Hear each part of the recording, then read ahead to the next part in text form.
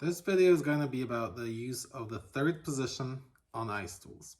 The main handle is what we call the first position.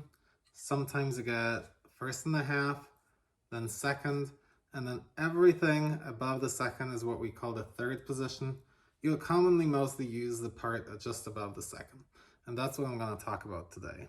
The reason I'm making this video is a Facebook post that I recently saw that claims you should never use third position on ice.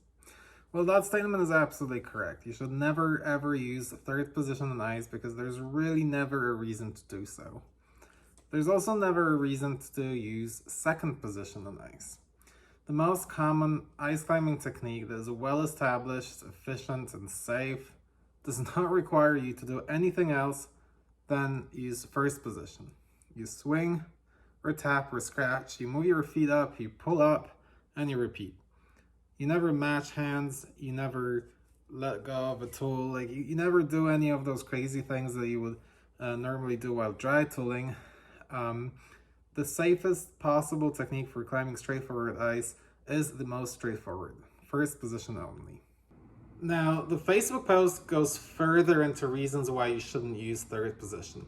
Like, it only works in inverted Stein pulls where the cheek of the pick touches the rock and the tip goes deep into the hold. Or that using a third changes the angle and the direction that you're pulling on the hold. And in my opinion, all those reasons are generally untrue. I'm not really going to explain the details of the physics in this short video, but I want to run a quick experiment, and if the results don't match your intuition about how the third position works, then hopefully it will motivate you to figure out the real answers on your own. For this experiment, we're gonna use this very good inverted Stein pull jug. We're gonna use this little rock edge. We're gonna use this directional triple ball steel hold. We're gonna use this floating undercling. We're gonna use this very technical directional hold.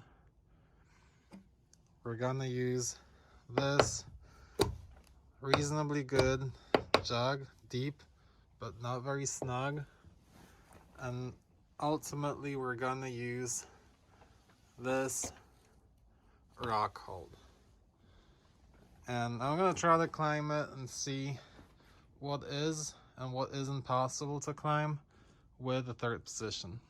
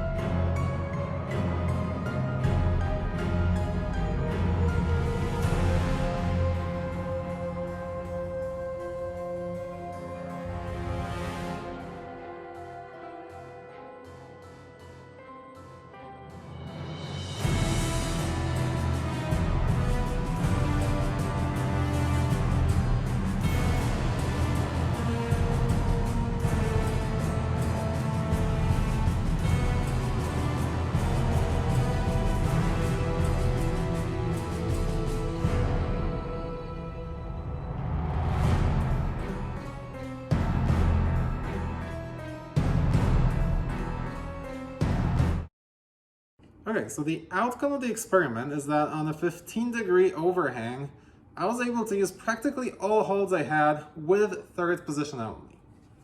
So if you knew that already, if you predicted that would happen, then great job. Otherwise, what I would recommend is that you go through the same exact exercise and try to use holds on a light overhang, and then understand both how and why the third position fails. And then the next thing that you have to learn is how to prevent it from doing what it does and how to prevent it from failing. And my last comment is that for this experiment I used Morpho tools, but there's really nothing unusual about this tool when it comes to third position. When you take the third position, you pull down, the pick still goes up, just like it would on the Nomic or a Fusion or practically any mainstream tool. So if you're looking for answers, it's in physics, it's not about this very particular tool.